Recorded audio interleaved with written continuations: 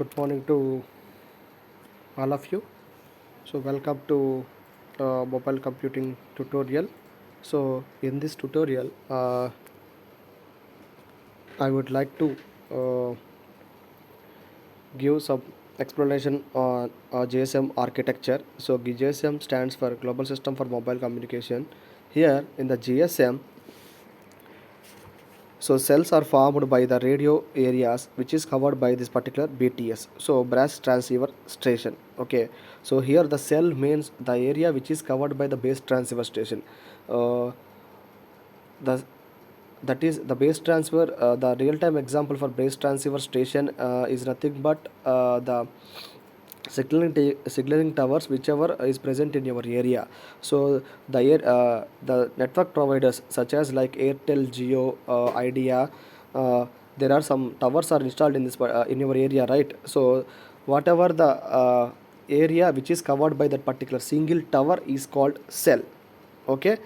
So before going to see about the different architectures, now let me tell you about the different terminology present in this particular GSM. So next, several PTS are controlled by one BSC.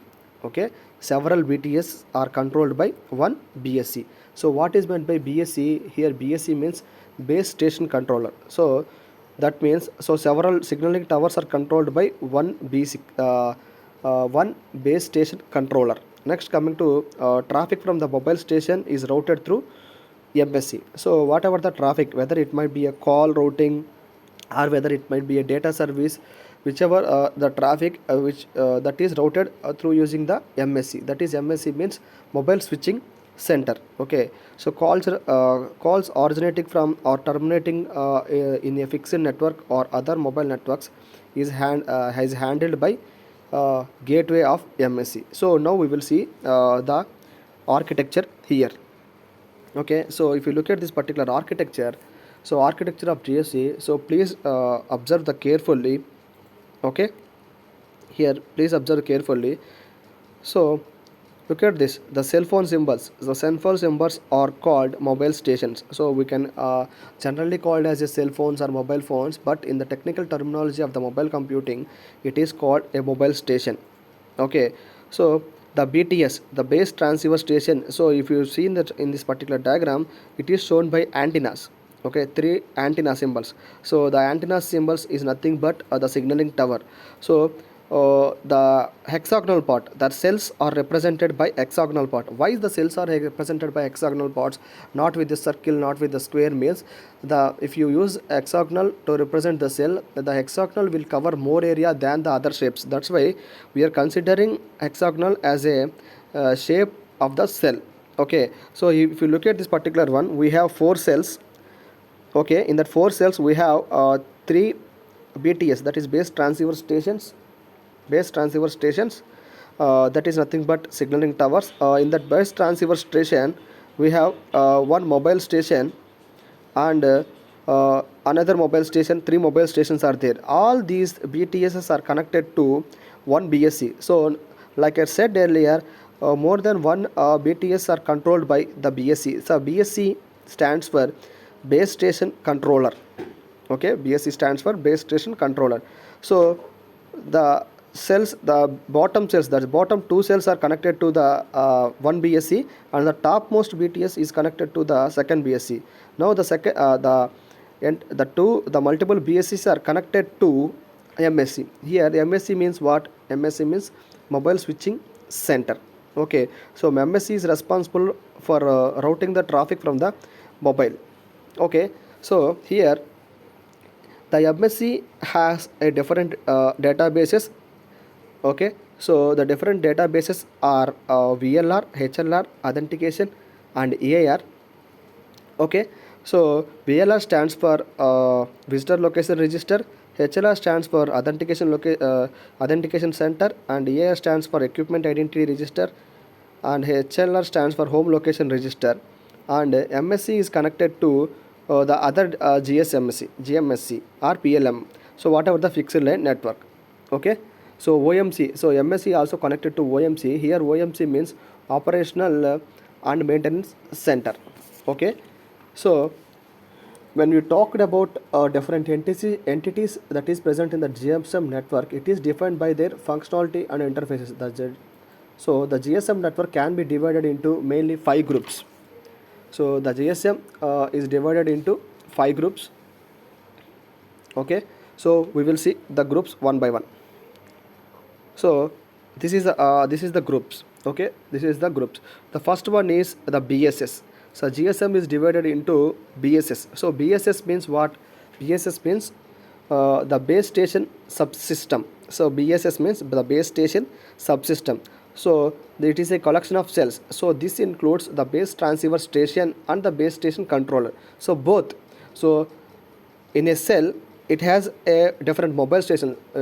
So in my area or in my home only there are 5 mobiles are there. So like that in our area 10 homes are there. In the 10 homes we have for each home there are 5 mobiles. That means 50 mobiles are there in our area. So that 50 mobiles are can get signal from the one tower only. So that tower is base transceiver station. Okay, so in my area, so like that like areas in Guntur there are multiple areas. For example, let us consider 5 areas with which we have seen in this particular diagram. So 5 areas are connected to the base station controller. So this is nothing but base station subsystem, that is BSS. So the circle which is represented in the diagram is called base station subsystem.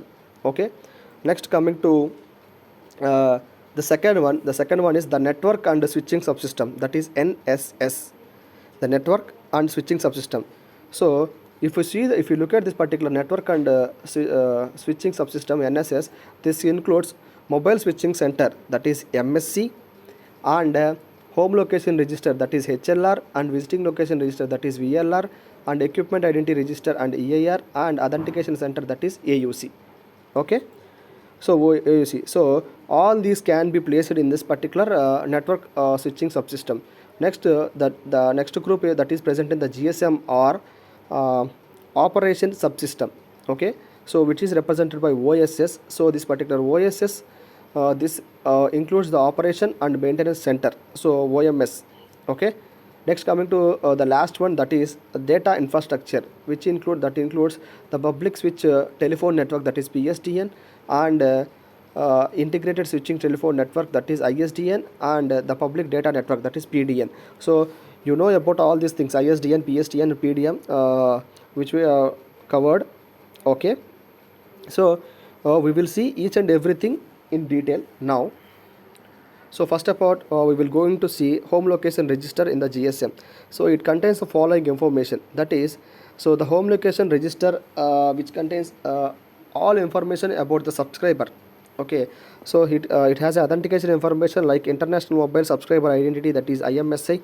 So identification information like the name of the subscriber, like suppose for example I am using Airtel SIM card. So I am the subscriber for the Airtel, and the Airtel company belongs to Andhra Pradesh. So in home location register, in Airtel Andhra Pradesh home location register, my name will be there and my address will be there, and the subscriber will be there. So whether the subscriber is prepaid or postpaid, the information will be presented. Next coming to the identification information like mobile subscriber ISDN. So MS ISDN is nothing but your 10-digit mobile number. So identification information like mobile subscriber ISDN, which is nothing but the 10-digit mobile number. Next coming to the billing information. So the billing information, whether your connection is a prepaid connection, that means recharge your mobile and then talk, or it is a postpaid connection, that is use the particular service and pay after the usage. So that is about prepaid and the postpaid one. Next coming to the fifth one, that is operator selected denial of service to a subscriber. Okay, so denial of service to a subscriber. So this is about the HLR, and we also have information regarding handling of supplementary services like call forwarding unconditionally and call forwarding. So we know about call forwarding technology. So when you are busy, you can when you are in the leave, so your office calls might be called to your personal number. Okay, so call forwarding technology unconditionally, call forwarding busy, and call forwarding not reachable, and call forwarding not answered. All kinds of services is which is available in this particular home location register. Next, we have a service center number in order to store this particular SMS services, and we have a provisioning temporary information like whether the long distances and international calls allowed or not. And we have a provisioning information that is nothing but temporary information like whether roaming is enabled to your or not. So this is about HLR. So after that, so this is not required. Next, we are going to see about entities in GSM. So in the entities, we have the first one is when you talk about entities, the first one is mobile station. So this includes the mobile equipment and the subscriber identity module. Okay, this includes the mobile equipment and subscriber identity module. That is SIM card. That is my mobile is my mobile is my phone, and I have using the SIM card Airtel. Okay. Next, the base station subsystem. So the base station subsystem, this includes the base transceiver station, that is BTS, and the base station controller, that is BSC. So these two are collectively called as base station subsystem. We already seen this particular thing. Next, coming to the third one, that is network and switching subsystem, that is NSS. So this includes the mobile switching center, that is MSC, and it also concludes home location register. We already seen about this particular four entities, so four things. Next, we will talk about mobile station. So when we talk about mobile station consists of two main points, that is mobile equipment or mobile devices and a subscriber identity, that is SIM. The terminal distinguished principally by using their power and application.